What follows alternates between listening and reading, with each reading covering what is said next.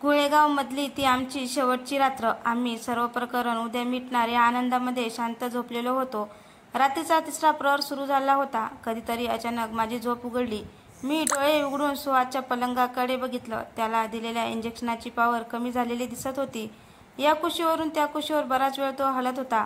आजूबाजूला सर्वत्र शांतता पसरलेली होती, पण सुहासची सुरू असलेली हालचाल आणि झोपेतही चेहऱ्यावर दिसणारे हावभाव त्याच्या मनात प्रचंड वादळ सुरू असल्याची ग्वाही देत होते.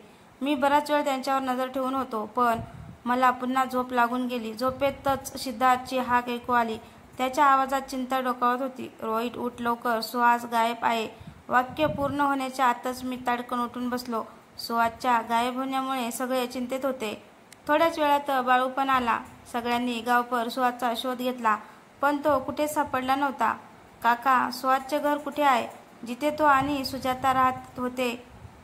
सिद्धार्थने विचारले. सखाराम काकांनी लगेच रस्ता सांगितला. आम्ही सर्व त्यांच्या मागे तिथे पोहोचलो. एक छोटे पत्र्याचे घर होते. भिंतीवर ठिकठिकाणी पोपडे निघालेले होते. आतून गवत उगलेले होतं. घरासमोर प्रचंड कचरा साठलेला होता. स्वच्छ घराच्या दरवाजामध्ये मीराला घेऊन सुहासची वाट बघत बसलेली सुजाता, असे चित्र माझ्या दृष्टपटलावर तरळून गेले. मनात परत एक हळहळ व्यक्त झाली. आम्ही घरात प्रवेश केला. सर्वत्र अंधार होता. जळमट पत्र्यापासून जमिनीपर्यंत लटकलेली होती. समोरच्या कोपऱ्याचा सुहास काहीतरी छातीशी कवटाळून मुसमुसत होता. सिद्धार्थ पुढे होऊन त्यांच्या जवळ जाऊन उभे राहिले. त्यांनी ओठातल्या ओठामध्ये मंत्र पुटपुटले आणि जोरात श्री गुरुदेव दत्ताचे नाव घेऊन सुहासच्या डोक्यावर हात ठेवला. त्या स्पर्शाबरोबर सुहास उठला आणि एखाद्या अजान बालकासारखा आमच्या बरोबर निघाला. उजेडात आल्यावर आम्ही बघितले, त्यांच्या हातात सुजाता आणि मीराच्या फोटोंची फ्रेम होती.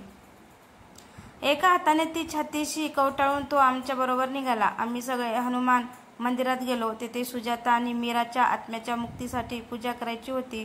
तशी सूचना सिद्धार्थने काकांना रात्रीच केलेली असल्यामुळे बाळूने सर्व काही उपाययोजना अगोदरच केलेली होती. सुजाताचे क्रियाक्रम करायचे होते. त्यातील काही विधी मंदिरात करून श्राद्ध कर्माचे उरलेले विधी रात्री नदीवर करायचे होते. मी शक्यतो परी माझ्याकडून होईल तेवढी मदत सिद्धार्थना करत होतो, पण ते सर्व करताना मनात एकच प्रश्न होता. ही पूजा सुजाता आणि मीराला खरेच मुक्त करू शकेल का? आमचा पूर्ण दिवस तिथेच गेला. सिद्धार्थ दिवसभर फळावर आणि दुधावर होते. नाही म्हणायला मी थोडेफार जेवलो आणि सुहासला सुद्धा सिद्धार्थने रात्रीच्या सारखे खाऊ घातले होते.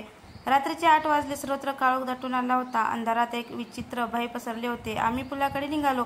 सखाराम काका आणि बाळू देखील आमच्याबरोबर होते. सिद्धार्थने आखलेल्या योजनेप्रमाणे पुलांच्या बरेच अलीकडे गाडी थांबवण्याची मला सूचना केली. सिद्धार्थ सखाराम काकांकडे वळत बोलले, मी आणि रोहित पुढे जातो आहे. ती आमच्या समोर प्रगट झाल्यानंतर तिला पिशाच्या रूपातून मूळ आत्म्याच्या रूपात आणण्यासाठी मला बरेच मंत्र सामर्थ्य वापरावे लागेल. तोपर्यंत तुम्ही सुहासला घेऊन गाडीतच बसा. ती एकदा शांत झाली की मी रोहितला तुमच्याकडे पाठवेल. त्यानंतरच तुम्ही सुहासला घेऊन पुलाखाली यायचे आहे. सिद्धार्थने गाडीमधून बाळूने आणले लिंबू आणि नारळ घेतले. डिकीमधून बॅग काढली आणि माझ्या दिशेने बघत चल म्हणाले. आम्ही दोघे पुलांच्या दिशेने निघालो. पुलाच्या खाली आल्यानंतर मला मागेच उभे राहायला सांगून सिद्धार्थ थोडे पुढे जाऊन नदीकडे चेहरा करून बसले. नदीचे पाणी एकदम शांत होते, पण त्या शांततेत एक प्रकारची अस्वस्थता होती. सिद्धार्थने बॅगमधून सर्व साहित्य बाहेर काढले. ते सर्व होमाचे साहित्य होते. अनेक प्रकारच्या जडीबुटी देखील त्यामध्ये समाविष्ट होत्या. अगदी थोडक्या वेळात त्यांनी सर्व साहित्य व्यवस्थित लावून होम पेटवला. अजयच्या हातावरील लाल धागा हातात घेतला. सर्वप्रथम गणपतीची आराधना करत त्यांनी मंत्राचा उच्चार सुरू केला होता. त्यानंतर आणले लिंबू आणि नारळ अर्पण करून त्यांनी महाकालीची उपासना सुरू केली. तांत्रिक साधना काय असते हे मी प्रथमच बघत होतो. जशी मंत्र उच्चाराची तीव्रता वाढायला लागली, हवेत थरथर जाणवू लागली होती. नदीतील शांत पाण्यावर छोटे छोटे वर्तुळे दिसू लागली. पाण्यातून 2 आकृती वर येऊ लागल्या. हळूहळू आकृत्या स्पष्ट झाल्या. त्या सुजाता आणि मीरा होत्या. मीरा एकदम निरागस मुलीसारखी उभी होती, पण सुजाताकडे बघून माझे काळीज चरकले. ती त्या रात्रीसारखीच भयानक पिशाचाच्या रूपात होती. तिचे डोळे लाल अंगाऱ्यासारखे जळत होते आणि तिच्या चेहऱ्यावर प्रचंड क्रोध दिसत होता. ती झपाट्याने माझ्या दिशेने येऊ लागली. मला नक्की काय करावे हे सुचत नव्हते. थांब, सिद्धार्थने जोरात आवाज दिला.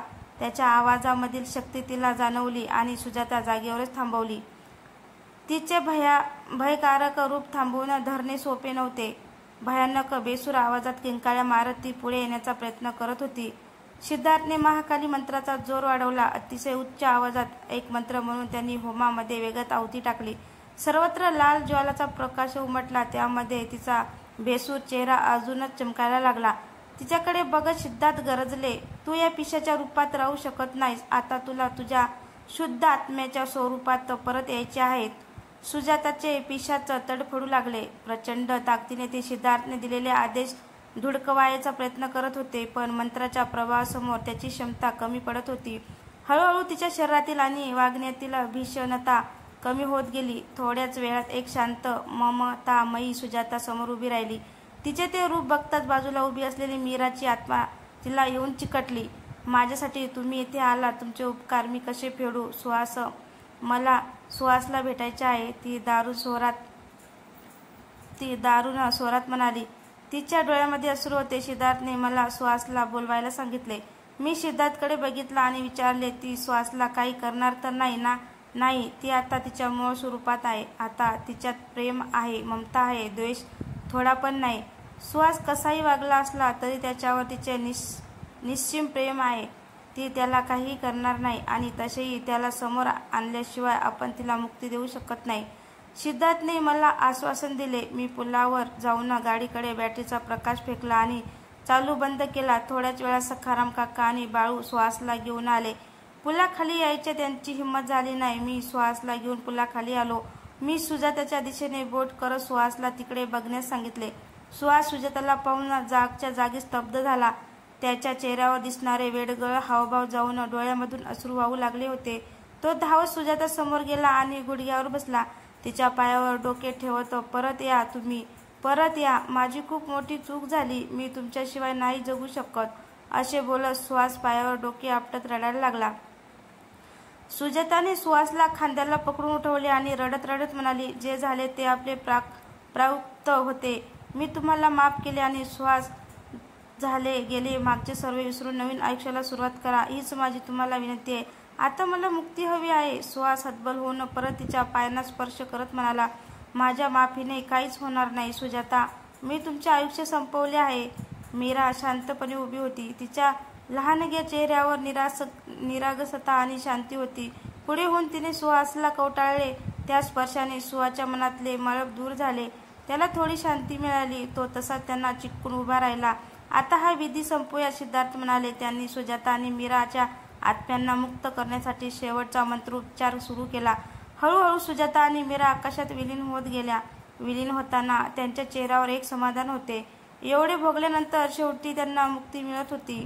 सुहास त्यांच्या दूर होत असलेल्या आकृतीकडे पाहून ढसाढसा रडत होता. त्याने ओरडून म्हटले, सुजाता, मला तुमच्या जवळ यायचे आहे, मला पण घेऊन जा. सिद्धार्थने माझ्याकडे बघत मला खुणावले. मी पुढे होऊन सुहासच्या खांद्यावर हात ठेवला आणि त्याला सिद्धार्थकडे घेऊन गेलो. त्यांनी त्याला बसून उरलेले स्वार्थ कर्म उरकून घेतले. विधी संपला होता. त्या दोघींच्या आत्मा मोक्ष प्राप्तीच्या दिशेने निघून गेल्या होत्या. पण त्यांच्या जाण्याने सुहासच्या मनात निर्माण झालेली पोकळी त्याला सहन होण्यासारखी नव्हती. तिथले सर्व आवरून मी आणि सिद्धार्थ त्याला गाडीजवळ घेऊन आलो. सखाराम काका आणि बाळू आमच्याकडे अचंबित नजरेने बघत होते, पण त्या नजरेतही एक आनंद होता. मी गाडीचा दरवाजा उघडत असताना अचानक सुहास माझ्या हातातून हात झटकून पळाला आणि पुलांच्या दिशेने धावत सुटला. आम्ही त्यांच्या मागे धावू लागलो. तो पुलांच्या कठड्यावर जाऊन उभा राहिला, आकाशाकडे बघत. सुजाता, मीरा, थांबा, मी येतो आहे, जोरात ओरडला आणि आम्ही त्यांच्याजवळ पोहोचण्याच्या आतच त्याने पुलावरून उडी घेतली. मी आणि सिद्धांत धावत पुलाखालच्या दिशेने गेलो. तिथे सुहासचा निष्प्राण देह पडलेला होता. त्याच्या डोक्यामधून निघणारे रक्त जमिनीवर पसरलेले होते, पण त्याचा चेहरा विलक्षण आनंदी दिसत होता. त्याच्या चेहऱ्यावर शांतता होती, समाधान होते, जणू तो सुजाता आणि मीराला पुन्हा एकदा भेटायला निघाला होता. सुहासच्या मृत्यूनंतर एक विचित्र शांतता तिथे पसरली होती. नदीच्या किनाऱ्यावर घोंगावरणारा वारा अचानक थांबला होता आणि निसर्गही सुहासच्या आत्म्याच्या मुक्तीचा साक्षीदार बनून स्तब्ध झाला होता. तिथे असलेली अस्वस्थता आता शोषली गेली होती. त्या जागेवरचे दुःख आणि द्वेष हवेत विलीन झाले होते. आकाशातील चंद्र मंद प्रकाश देत सुहासच्या अंतिम प्रवासाला निरोप देत होता. सिद्धार्थ आणि मी सुहासच्या निष्प्राण शरीराकडे बघत उभे होतो. त्याच्या चेहऱ्यावरचे समाधान पाहून आम्ही काही क्षण निशब्द झालो. त्याच्या त्या निष्प्राण देहाकडे बघताना मला आदल्या दिवशी हॉस्पिटलमध्ये मनात आलेली गोष्ट आठवली. मुक्तीची आवश्यकता फक्त सुजाता आणि मीरालाच नव्हती, तर ती सुहासला सुद्धा होती. आम्ही जड मनाने त्याचे पार्थिव घेऊन गावात परतलो. दुसऱ्या दिवशी सकाळी सर्व गावाच्या उपस्थितीमध्ये त्यांच्यावर अंतिम संस्कार केले गेले.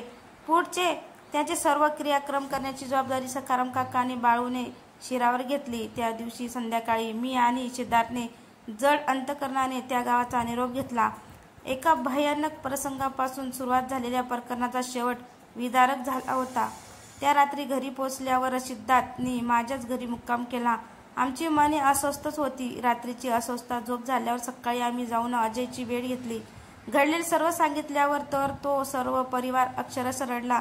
सिद्धार्थने स्वतःच्या हाताने ते दोन्ही धागे जाळून टाकलेत. तिथेच जेवण उरकून अजय आणि सिद्धार्थला घेऊन मी मडीच्या दिशेने निघालो. एकच आशा होती, देवाच्या दरबारात गेल्यावर तरी या प्रकरणाने मनावर पसरलेले मळब दूर व्हावे. तर मित्रांनो, तुम्हाला कविता कशी वाटली? कविता आवडल्यास लाईक, कमेंट, शेअर करायला विसरू नका. तसंच चॅनलला सबस्क्राईब पण करा. धन्यवाद.